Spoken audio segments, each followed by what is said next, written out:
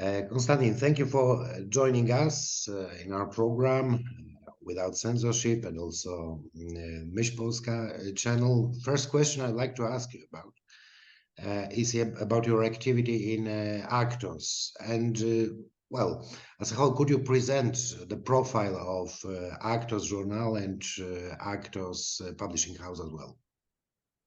Well, the Arktos Publishing House was founded in 2009, so it's been around for quite a long time, like 14 years.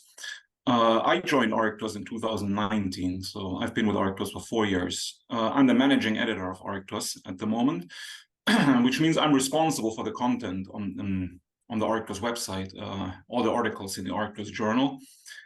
And also I oversee the publication of the books. I edit a large number of the books. I also translate some books, and I'm in touch with the authors, Arktos authors, to arrange new books, new publications. Arktos is, I would say, the foremost new right publishing house in the English-speaking world, because most of the Arktos books are in English.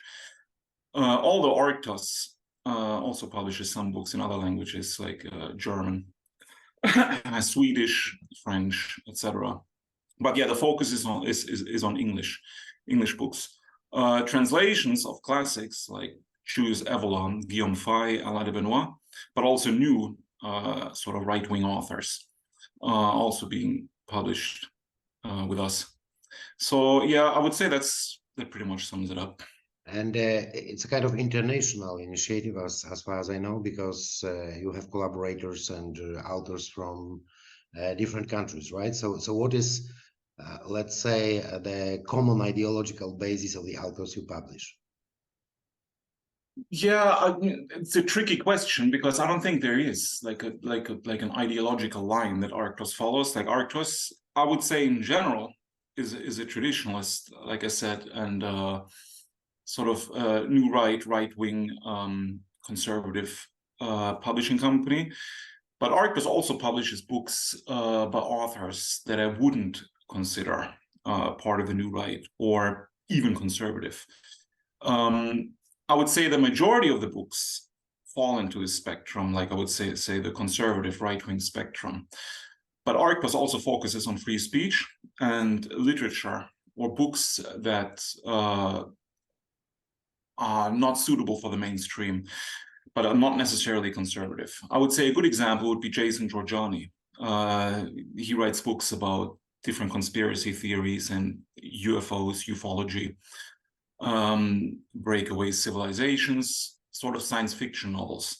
But he's not a traditionalist. As a matter of fact, I would say he's an anti-traditionalist. But Arktos publishes him because his books criticize the current paradigm of, I would say, Western civilization and civilization in general. So it fits Arktos' mission, which is to basically give a home to writers that are not necessarily always conservative, but criticize the current status quo. And yes, I would say Arktos is international because we have writers from, I don't know, all over the world, including India, I don't know, Japan, all the European countries, pretty much, the United States, Australia, New Zealand, etc. We are living in times of cancel culture and, of course, of censorship. Have you faced any problems as actors when it comes to the distribution of the books or, let's say, the access to your website? Yes, Arktos was deplatformed by the largest book distribution company in the world very recently, the beginning of this year, and this caused us a lot of problems and made a lot of titles unavailable.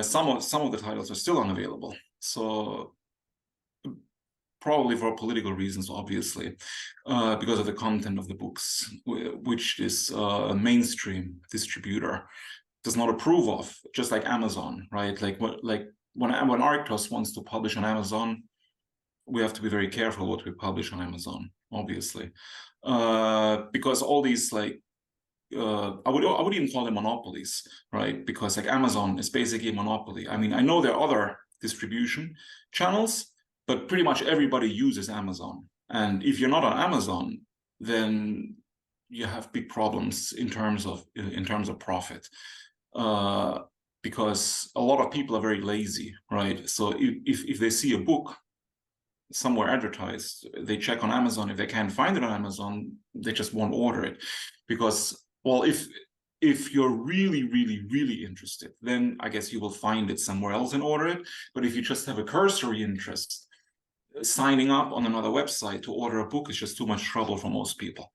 Yes, like I think Tucker Carlson, for example, he mentioned Arktos' Dugin titles. I think last year in one of his shows, he was talking about Amazon and censorship at Amazon, and he said that pretty much there are no Dugin titles available on Amazon in the United States on Amazon.com. And well, he found it outrageous, because it is outrageous, right? I mean, it is censorship. And I mean, Amazon never reinstated the Dugin titles, so the Dugin titles are still not available on Amazon. So since Arktos is the premier English publisher of Dugin titles, you pretty much have to order the Dugin titles on the Arktos website or maybe other retailers. Yes. Exactly. I think it was reaction, exactly this reaction appeared after you published Dugin's books, because we face the same problems in different countries when it comes to this single name of the Russian philosopher Alexander Dugin. Yeah, and well, because of the tragic incident last year, in August, when his daughter was murdered, Dugin has become even more prominent, I would say, in the mainstream media all over the West, I would say.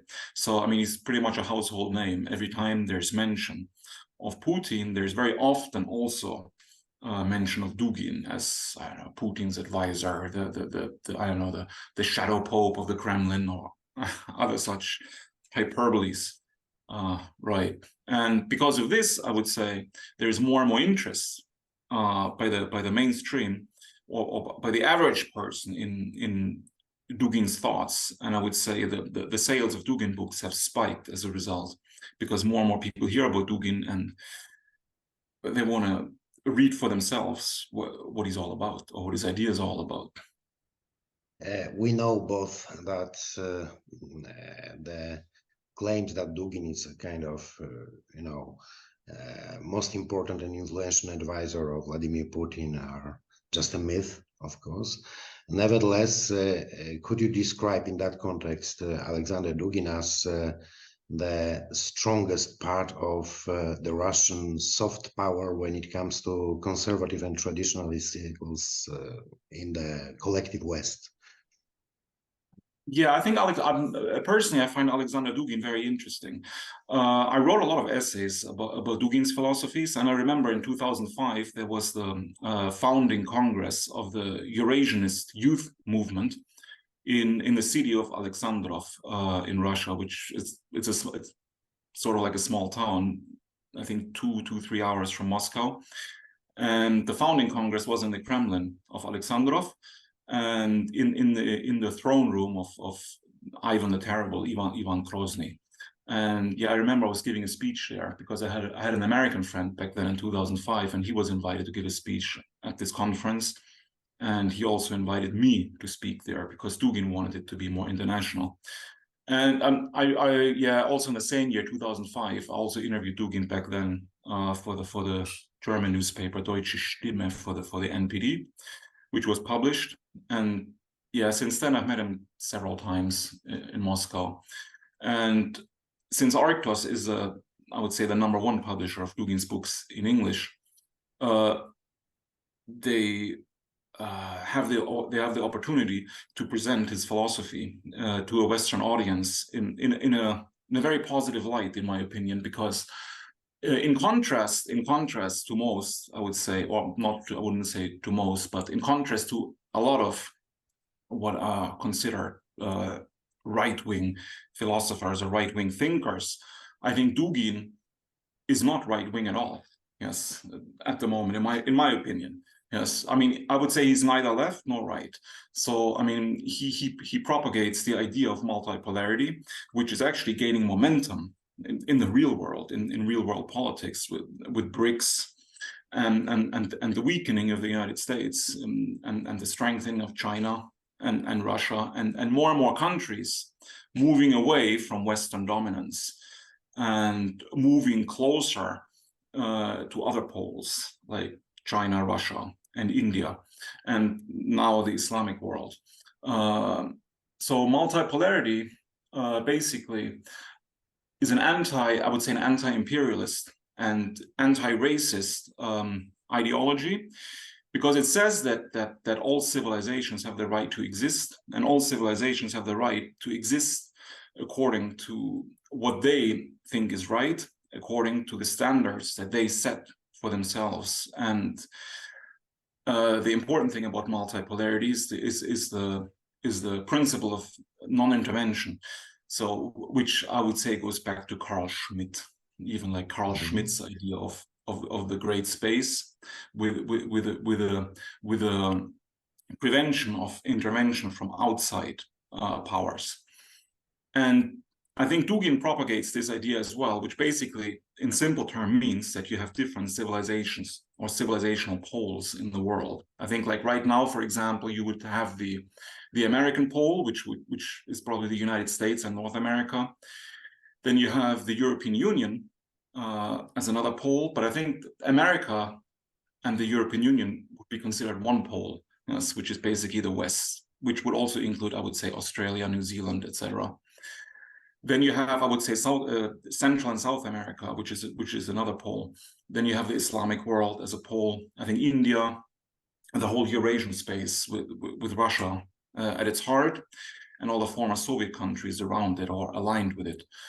And of course, China, yes. And the idea that democracy is universal and should be spread worldwide is a I would say a neoconservative goal from certain ideologues in the United States and in the West in general, because they believe that, according to Francis Fukuyama, we reached the end of history, and now we only have capitalism and democracy, and this is the only way. All other ways are invalid. That's why we must spread capitalism and democracy all over the world. And if certain countries resist, they must be crushed, or democracy must be forced on these countries for their own good, and as the argument goes, as the Western argument goes. Dugin exposes this as a new form of Western colonialism, basically, a new form of Western imperialism, because back then you had like Rudyard Kipling's poem, The White Man's Burden. Yes, so the white man must go to the colored countries and civilize the peoples there, yes, for their own good, yes, because these people are backwards and who must improve their lot, etc. And nowadays, even though the West is officially professing an anti-racist ideology, Dugin says it's merely a facade, because deep down the West is still racist, because now the West is still trying to force its values and its norms on the rest of the world, even if the rest of the world does not even approve of these norms. Yes, and that's why Dugin says that if you have different poles, they can pursue any kind of, I don't know, form of government that suits them, whether it is democracy, monarchy, dictatorship. It doesn't matter, really. Yes. So, and you should not criticize other civilizations for what they deem the right way to prosper. I think you could also mention Franz Boas. He's the famous anthropologist who I think coined the term cultural relativism, yes, which is also a cornerstone of I would say anti-racism, because let's say 100 years ago, most people in the West considered it perfectly normal to view, I would say, peoples in what is now called the third world as intellectually and even biologically inferior. There was the ideology back then, and Franz Boas at the time criticized this. He said, they're not inferior, they're just different, right? And just because peoples are different is not a value statement, is not a value judgment. Yes. Because you have to view a culture on its own terms and not through the lens of your own culture. And I think Dugin adopted this in his new idea or his new notion of multipolarity. So I think it's in my opinion, it's a beautiful vision if it works, because it liberates peoples from unipolarity. Because now we have some unipolar world order, according to Dugin, in which the United States is a single pole, and with its Western vassal states like Germany or the European countries that basically do the bidding of the United States, it tries to impose its way of life on the rest of the world for its own benefit. Yes. So Dugin wants to break away from this mold.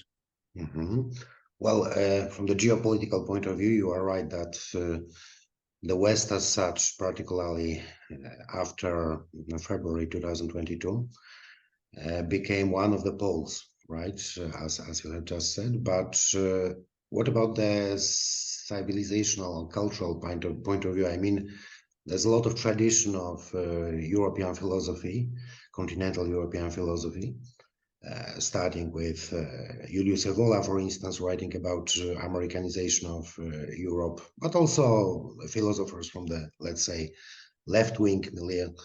I mean, those who have claimed that continental Europe, from the point of view of identity and civilization, is something totally different than the Anglo-Saxon world dominated by the United States. How would you describe the main differences between our continent, between Europe as such, and the Anglo-Saxon world when it comes to, let's say, the basic values and civilization profile? Yeah, it's an interesting question. I think Europe today is, in terms of values, it's almost identical to the United States, right? And yeah, I don't quite agree actually with Evola that say America and Europe are two completely different entities. I mean, personally, I would consider the United States a European country, because obviously it was founded by Europeans. Well, first by the English, and then by the Germans mostly. Yes, so these peoples, they brought European values to a different continent, and basically tried to build a republic according to European principles and European standards. And this is quite evident if you look at early architecture in the United States. I mean, it's all based on, I know, classical Greek buildings, for example, and the early ideas of the American Republic is very reminiscent, I would say, of the Greek ideas of the city-state even, and democratic ideals, Athenian ones. So I think originally the United States was a European republic in my view, but of course it was perverted over time. It was hijacked by forces that were basically hostile to these ideas, and they made it into this sort of creature that it is now. Yes, so basically I would say it's the United States, it's a European country that has lost its way. I would say it was mostly because of this trader mentality that came from England. Yes, and there's Werner Sombart. Was a German philosopher who was very influential at the beginning of the 20th century, in the first part of the 20th century, and he wrote a book called Traders and Heroes, where he contrasted the English trader mentality and the German hero mentality. He said because the English, they're profit oriented, they're only interested in exploitation for their own benefit, in enrichment. I think it also goes back to Protestantism, because you have in Protestantism you have the idea that basically poor people deserve to be poor, and rich people are rich because they're righteous in the eyes of God. Yes, that's why on the national scale, like in the United States or the British Empire, I think it was the idea basically to enrich themselves, yes, to prove their righteousness, yes, in the eyes of God, maybe. Yes, but he thinks, according to Sombart, the German mentality is diametrically opposed to this one, because the German mentality, according to him, is the idea of basically I would say, an aristocracy of the spirit, or even Spengler called Prussian socialism, where basically everybody has an equal rank in society. I mean, in equal social rank, and basically you have to prove yourself to be worthy, right, through actions and deeds, and not through profit and money. That's why you had sort of like a military spirit in Prussia, but also a very socialist spirit at the same time.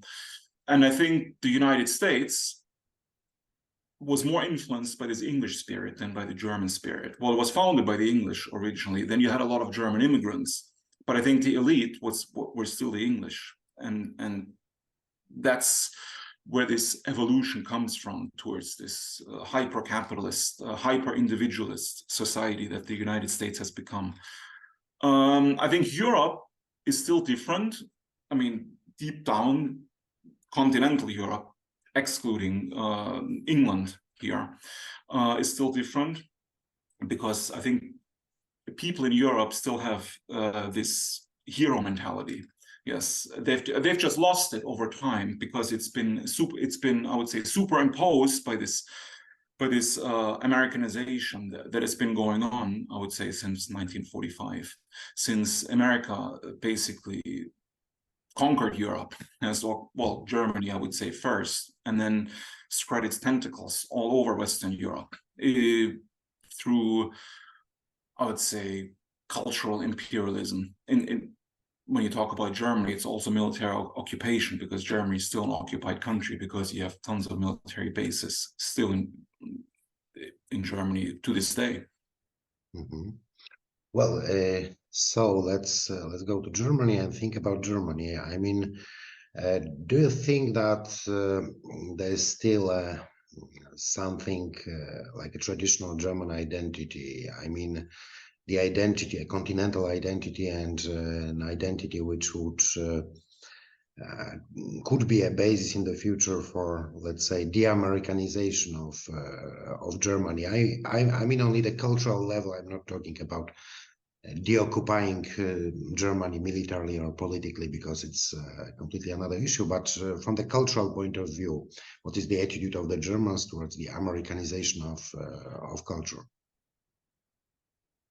Yeah, again, rather difficult question. So I would say that, well, like everywhere else, I would say in the big cities, they're mostly totally Americanized in terms of liberalism, gay propaganda, all that stuff, But if you go to the countryside and smaller towns, I think people are still rather traditional, yes, because they still, celebrate different festivals, like Carnival, for example. The Carnival season just started on the 11th of November, so people are preparing for it. They're going to have the big parades in February, etc. Then you have Oktoberfest in Bavaria, which is still a big thing. And if you go to small towns or villages in Bavaria, you go to like some bars or small restaurants, people still have traditional dances, traditional music. Street festivals are very popular in small German towns, where also you have traditional music, traditional costumes, etc. Then you have medieval festivals, which are also popular, because you have a lot of castles in Germany, or towns with castles, old towns, where people dress up like in the costumes of the Middle Ages, and you have smiths or different handicrafts. So they're still trying to keep the spirit alive. And I think, like I said, deep down, the Germans are the same. In my opinion, this liberalism, this American or Western propaganda is only having a superficial effect. So in my opinion, if you had, hypothetically speaking, if you had a change of government tomorrow, yes, and a traditionalist government would come into power, I think it wouldn't take long for the Germans to become normal again. Mm-hmm.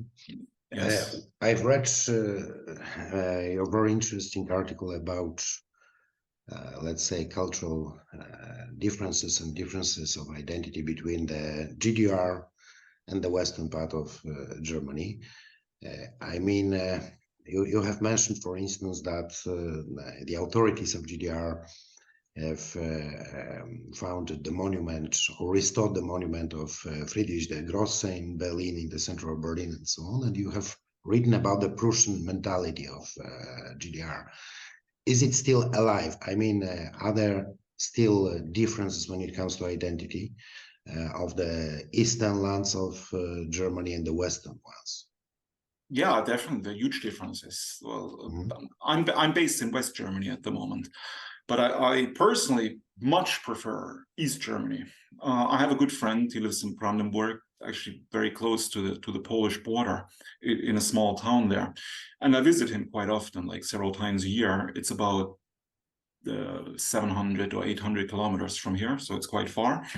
But I really, really enjoy every time I go to East Germany, because you can go to restaurants, you can go to bars in the small towns or small cities there, and people are completely normal. Like talking to people in a bar in East Germany is like talking to people in a bar in Poland or Russia, basically. Yes, because you have the normal conservative values, or values that were normal all over the West before, I don't say, the 1960s. Yes. This is not the case in West Germany, right? In most of West Germany, yes, because in most of West Germany, you go to a bar, a restaurant, you have to be very careful what you say, because you never know who's there or how people will react. Yes. In East Germany, pretty much never have to be afraid. Yes, unless you go to like some big cities, I would say like Leipzig, which of course are also infested with I don't know, the left-wing ideology that is prevalent everywhere in the West. But I would say in general, like people in East Germany are still more traditional. And the question is, and I think many people have asked this question, why is it like this? Why are the people in East Germany more traditional, more conservative? And it's very, very noticeable. And many books and articles have been written about it, and even by foreigners. I mean, you can just look at the poll numbers. Like the AfD, for example, is the strongest party in several East German states. Much, much stronger than in West Germany. So the question is, why is it like this? Why are East Germans more conservative? Because normally, like if you listen to the regular or average like right-wing ideologue, they always say that communism was evil, communism was very bad, communism destroyed the family, communism destroyed society, destroyed the values, tradition, etc. Yes, and officially East Germany was a communist country for, I don't know, 45 years. Well, over 40 years. So if it's true what the right-wing ideologues say, then the East Germans should be even less traditional than the West Germans, because the West Germans were not were not living under a communist dictatorship, unlike the East Germans, but the opposite is the case. So, I mean, in my opinion, from what I've read and from talking to people in the East, I think that people in East Germany are more conservative today because they lived in a communist country. Because I think that the German Democratic Republic, of course, had the internationalist facade and the socialist facade, you know, like international brotherhood, etc. But in terms of social values, it was extremely conservative, like very, very socially conservative. And this is also very evident in the books that were published in East Germany, like historical novels, or even in the TV series and movies that were produced. They were very traditional, based on German folk tales, fairy tales, and like you mentioned, they even re-erected the statue of Frederick the Great on Unter den Linden in East Berlin, not far from the Brandenburg Gate. Because I think even the East German government acknowledged Frederick the Great's progressive agenda and the progressive nature of the Prussian state. Interestingly enough, you had the famous German national Bolshevik called Ernst Niekisch, who was imprisoned by the Nazis during World War II, and then was liberated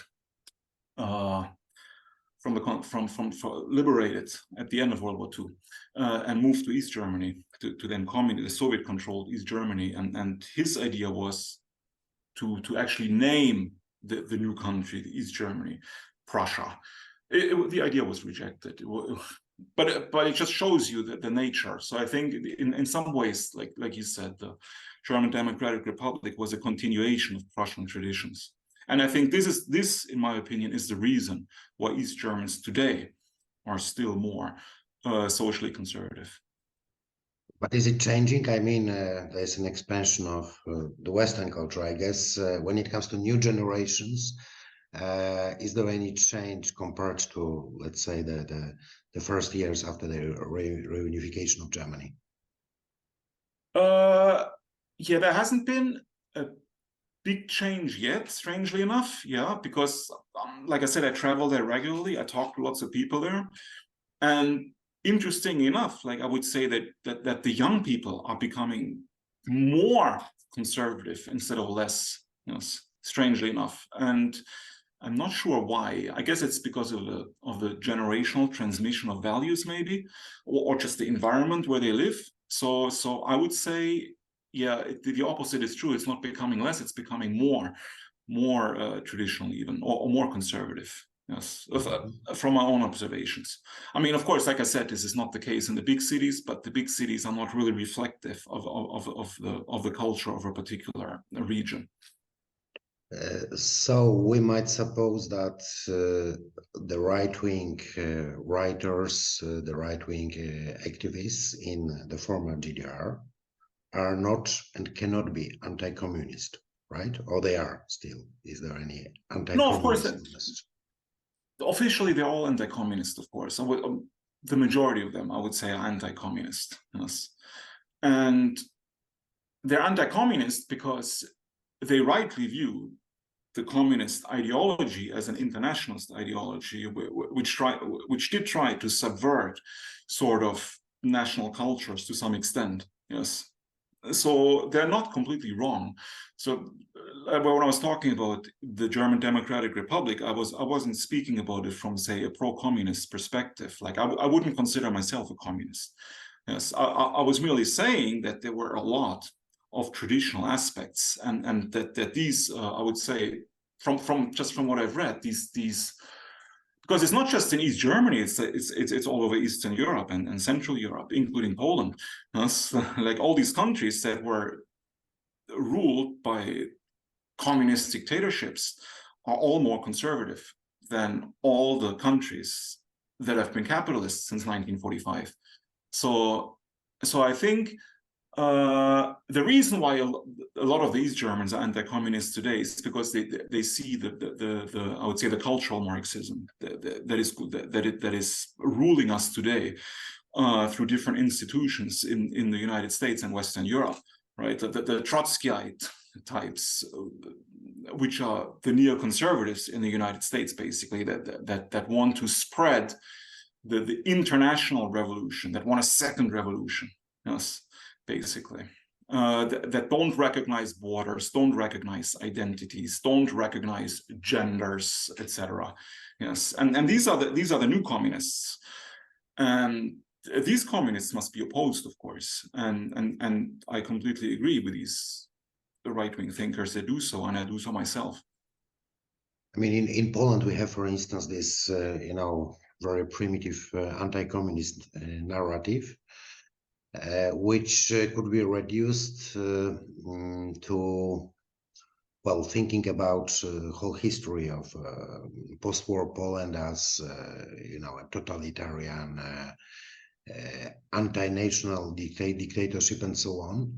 And also, which, I mean, this is a consequence of that people who are somehow active at that time are excluded from the political community of Poland.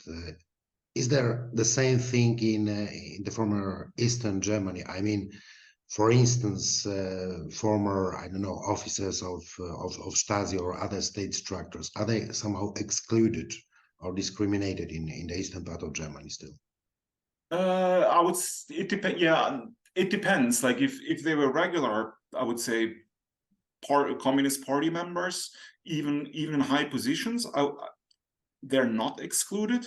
But if it's found out they were in the Stasi, because the Stasi has a very bad reputation now. Yes. So if they were somehow very active in the Stasi, like spying on their fellow citizens, yes, then they're excluded usually, and they're discriminated against. Mm-hmm. Okay, let's go to a little bit another issue. I mean, you publish a lot as Arktos. You publish a lot of books by, let's say, the classics of the European New Right. I think the most important of them, I mean, the contemporary ones, is of course Alain de Benoit.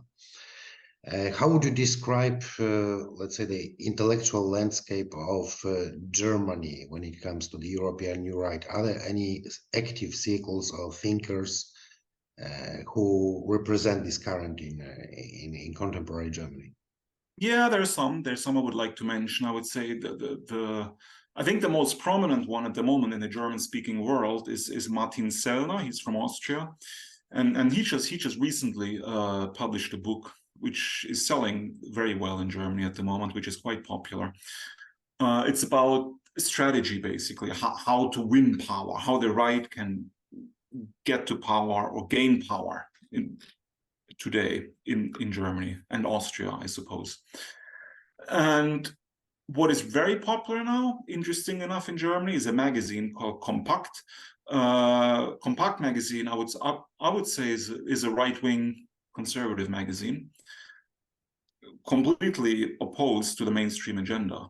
But I would say Compact has almost become mainstream itself, meaning in terms of availability, because you can buy it in almost in every train station, newsagent, even small towns carry it, bookshops carry it, like it's widely available.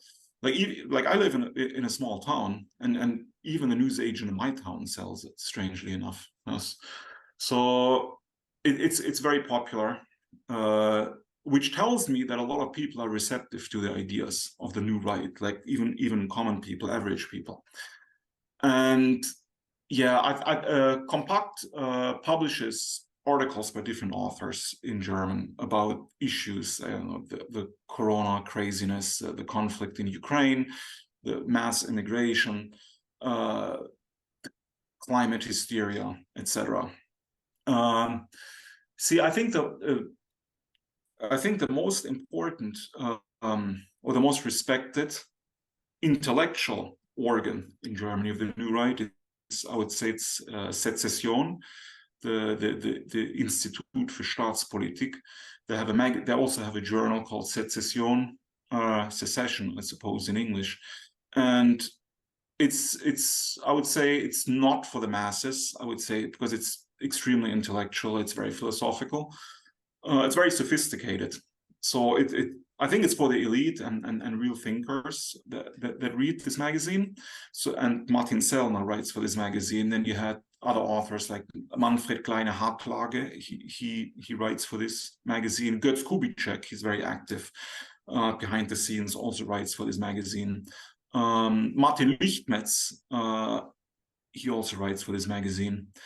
You have some revisionist historians like Stefan Scheil, who wrote about Operation Barbarossa, for example, the preemptive strike theory, also for this same publishing house.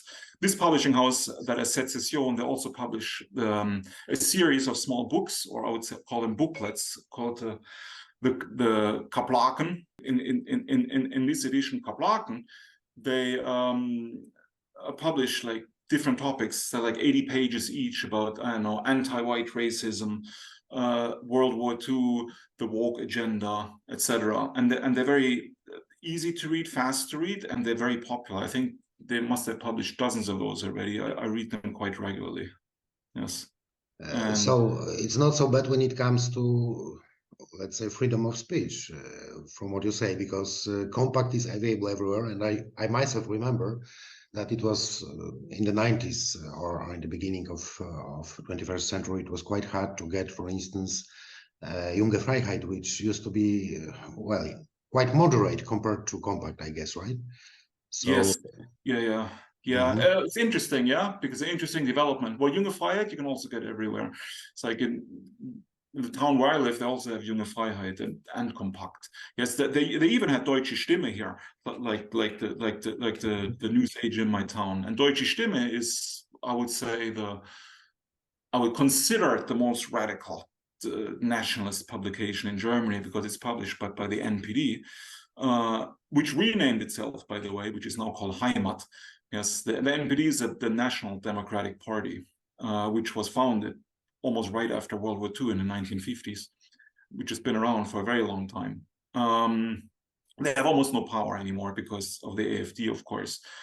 But like, I would say that they continue to exist more as a think tank at the moment, to collect like different thinkers, different ideas, develop strategies that are not related to political parties.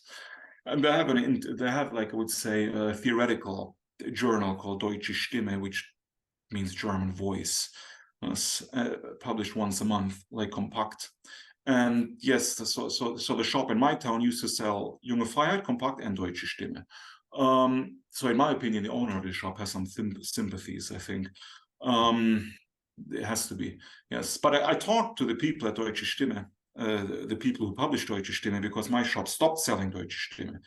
So I thought maybe he just stopped buying it. But then I talked to some people at Deutsche Stimme and I asked them, like my shop doesn't sell it anymore. And they said, yeah, that's because the distributor stopped distributing it, Deutsche Stimme. Because interestingly enough, you could buy the Deutsche Stimme also like Compact almost everywhere, even in Frankfurt, main train station, they had Deutsche Stimme in the kiosks there. But also not anymore, but that's because of the distributor stopped Deutsche Stimme. Compact you can still get, but Deutsche Stimme not anymore. So yeah, I think you have to differentiate though between freedom of speech and freedom of distribution, right? Because freedom of distribution is limited when it comes to ideas which are considered too extreme by the mainstream, as was the case with Deutsche Stimme, whose distribution was recently limited. It's okay with Compact, which is widely available everywhere, and Junge Freiheit as well.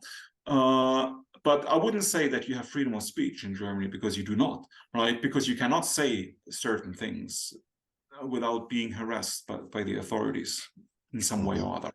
There are certain topics you can talk about, but you can't say certain things related to these topics. And that's why, I mean, I also talked to people from Compact, and they told me that pretty much like every article or every book they publish, they have to give to a lawyer first to check if it's okay to publish, or if there are any forbidden words, forbidden phrases in it. And I think this is the case with most like right-wing publishers in Germany. Yes, I mean, lots of books are banned, you know, like people go to prison for writing books or saying things. Yes. Let's take a look at AfD, because Compact seems to be quite close to AfD, or at least some part of AfD. Well, AfD was established as actually a very, I would even say from the economic point of view, a kind of neoliberal, right? Party. I mean, Bernd Lucke and the former AfD founders, and now it also seems to have different wings inside. I mean, on the one hand, there is the one which is even described as völkisch. I mean, in Thuringen, for instance, in former Eastern German lands. And the other one is still more or less liberal. I mean, the Western German one. Do you think that the party will still be somehow able to organize all those different wings under one name, and could it be one and single political project in the future, or perhaps there will be splits within it? Yeah, it's very difficult, very difficult situation in my opinion. I can just give you one example. A couple of weeks ago, I went to the city of Magdeburg, also in East Germany. There was a Compact conference organized by Compact magazine with different speakers. I attended this conference, and they had two speakers from the AfD there. The first speaker was a Russian woman, well, the Volga German, yes, fluent German, but I would say originally from Russia. And she was from the AfD in Hamburg in West Germany. And she said before her speech, she said that the AfD in Hamburg wanted to prevent her from attending the Compact conference. They were against it. They said, no, you cannot speak at Compact, it's too controversial, etc., blah, blah, blah. But she just said, well, I don't care, I'm going to do it anyway. So she went against the wishes of her party bosses, basically, in Hamburg, and spoke at this conference. But at the very beginning of her speech, she emphasized that the views that she was going to present were her own views and not those of the AfD. Yes. So I found this quite interesting because the second speaker, the second AfD speaker, was from the city of Magdeburg in East Germany. Yes. And he, of course, his AfD bosses or the AfD in Magdeburg had no problems with him speaking there. Yes. So he spoke completely freely about the AfD, what the AfD is doing in Magdeburg, etc. Yes. And yeah, people applauded him. Yes, of course, lots of people. And interestingly enough, a couple of days only after this conference in Magdeburg, the AfD faction in the state where Magdeburg is located is now officially under observation by the Agency for the Protection of the German Constitution. It's like some organization which is straight from like some George Orwell's 1984. It's basically some weird government organization that observes individuals and organizations to make sure they don't say things that go against the current order. You mean Bundesverfassungsschutz, right? Yeah, correct, right. So now the Bundesverfassungsschutz is now observing two AfD factions, the one in the state where Magdeburg is located and the one in Thüringen. These are the only two. And I was wondering if the Compact conference had anything to do with it myself, right? Maybe, possibly, yes, because then a couple of weeks after this, Der Spiegel, which is one of the largest German news magazine, mainstream news magazines, published an article about banning the AfD with a cover. Like on the cover was the AfD symbol crossed out, and it said AfD verbieten, has to ban the AfD. And in the article, they presented arguments like why it's a good idea, basically, to ban the AfD. And at the very beginning of the article in the Spiegel, they also mentioned the Compact conference in Magdeburg and that I attended. Yeah, I think, and they mentioned Martin Sellner, of course, the Austrian thinker that I mentioned earlier, because he was also present at this conference in Magdeburg as a speaker. Yes, and according to a British newspaper, I don't remember which one exactly, so I don't want to say the wrong one. So anyway, a British newspaper named Martin Sellner as one of the most 10 dangerous people in the world. Yes. Well, that's how it was announced at the conference as well. So interestingly enough, the AfD in general, like as a party, has this policy of always distancing itself from what it considers extreme organizations or individuals. Yes, like the identitarians, for example. Yes, the AfD distances officially itself from the identitarians. Like if you're an identitarian, you cannot become a member of the AfD. It's not allowed. Same with the NPD. Like if you were a member of the NPD, even in the past, you can never become a member of the AfD. So I could never become an AfD member myself. It would not be allowed. Yes. So this is the official line. So this is how the AfD presents itself in public. A lot of people have criticized this approach because they think it's pointless, right? Because the AfD, why does the AfD do it? Why does it distance itself from other patriotic organizations and individuals? Well, I think the AfD does it because it thinks it can cater to the mainstream. It can become more respectable by doing this, yes. But in my opinion, and in the opinion of many other people, it is not the case, right? Because it doesn't matter how often or how much the AfD distances itself from organizations like the NPD, it will always be put into the same category as these organizations. So it doesn't matter if you're NPD, AfD, you're neo-Nazi racist anyway. That's in the eyes of the mainstream media. So, because the mainstream media doesn't differentiate anymore between the AfD, NPD, identitarians. It's all the same to them, basically. Yes. So that's why a lot of people are saying this has to stop. The AfD has to stop this. They have to the AfD has to accept everybody and become sort of like an umbrella organization for all the patriotic forces in Germany without like trying to distance itself. Because like the people on the left, they never do this. Yes, like you have Die Linke, for example, in Germany. Sarah Wagenknecht used to be a member. So the most popular radical left party, but it never distances itself from anybody, even the most hardcore Antifa terrorists. It never distances itself from them. Yes, but the right always does. So that it's sort of like a right-wing disease to some extent. Yes, I think it's a kind of trying to become more and more centrist and accepted, and thinking that that you can enter the establishment and that you will be accepted as a coalition partner and so on. So do you think that AfD will be isolated in the coming years, or is there any chance that in some Landtags, for instance, there might be an official open coalition with AfD? There will definitely be a coalition. I think in East Germany. We invite our audience and readers to take a look and to read your articles there. Right, Constantin, thanks a lot for our discussion, and I really hope that we go back to several issues in another conversations as well, because it was really very, very interesting for us.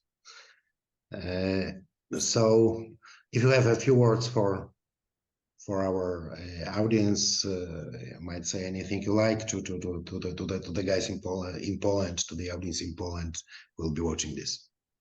Well, first of all, thank you very much for inviting me. I also really enjoyed the conversation. I would be happy to come again, of course. Yes, I want to the Polish listeners, I would like to tell them that I strongly support Poland in every way. Polish society, it's a very beautiful society. It's conservative, it's traditional, much more so than I would say Western society. And the Polish March happened recently. I saw the videos and I was again very, very impressed. I originally wanted to come to the Polish March myself because Arktos had a presence there, but unfortunately, because of family reasons, I couldn't make it. And hopefully I can be there next year, but hopefully I can visit Poland before. Hopefully we can meet in Szczecin or some other town in Poland. Yeah, I would be very happy to. So I support all Polish patriots and wish them all the best, of course, because they're fighting for the right cause, and hopefully they can keep up the momentum. Thank you very much for today's interview, and I promise our audience that we will invite you once more, and I hope you'll find time again. Yes,